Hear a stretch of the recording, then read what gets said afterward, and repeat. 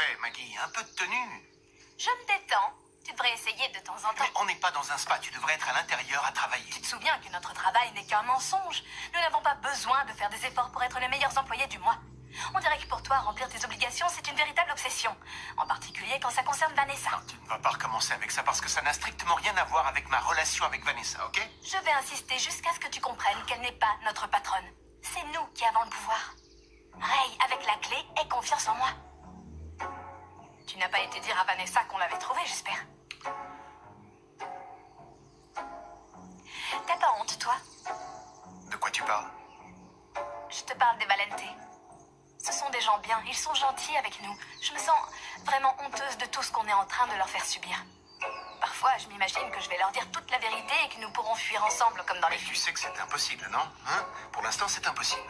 Ray, à un moment donné, tu vas devoir prendre une décision concernant ta vie. Et j'espère y avoir une place.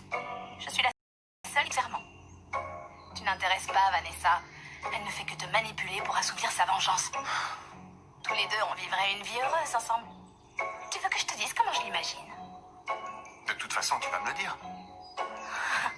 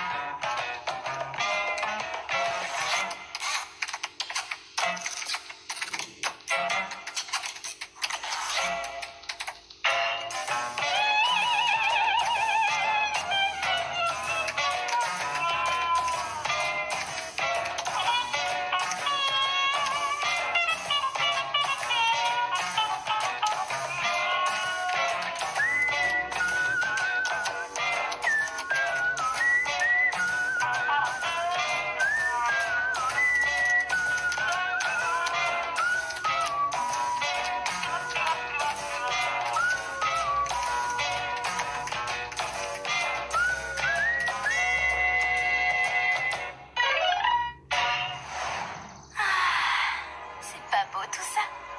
Ne me dis pas que tu nous imagines pas avoir une vie heureuse ensemble tous les deux. Non. Parce que je ne sais pas faire des claquettes. Oh, ça n'est rien parce que ça s'apprend enfin. Par amour, on peut faire beaucoup de choses. Bon, alors, par amour, tu vas devoir faire preuve de patience. C'est possible? Tu ne trouves pas que j'ai déjà fait preuve de patience, Ray? Ça fait des mois que j'attends que Vanessa nous paie ce qu'elle nous doit. Si elle ne vend pas le tableau, elle ne nous paiera pas un centime. En plus, je sais comment elle s'y prend. Là, elle va te dire que tu es son associé, que tu es indispensable à son plan, et ensuite, quand elle devra diviser les gains, elle ne nous donnera rien. Pourquoi? Parce qu'elle nous utilise en ce moment car elle a besoin de nous, et quand on ne lui servira plus à rien, elle nous rejettera. Non, non, c'est de la paranoïa, c'est tout. Tu lui fais plus confiance à elle qu'à Ce moi. n'est pas que je lui fais plus confiance, mais je dis simplement qu'elle va nous payer. Il faut juste être patient, au lieu d'être paranoïaque, ce qui va nous rendre totalement contre-productifs. Tu comprends ça? Alors, s'il te plaît, je te demande de rassembler tes affaires et de retourner à l'intérieur, si possible. Non, j'irai plus tard.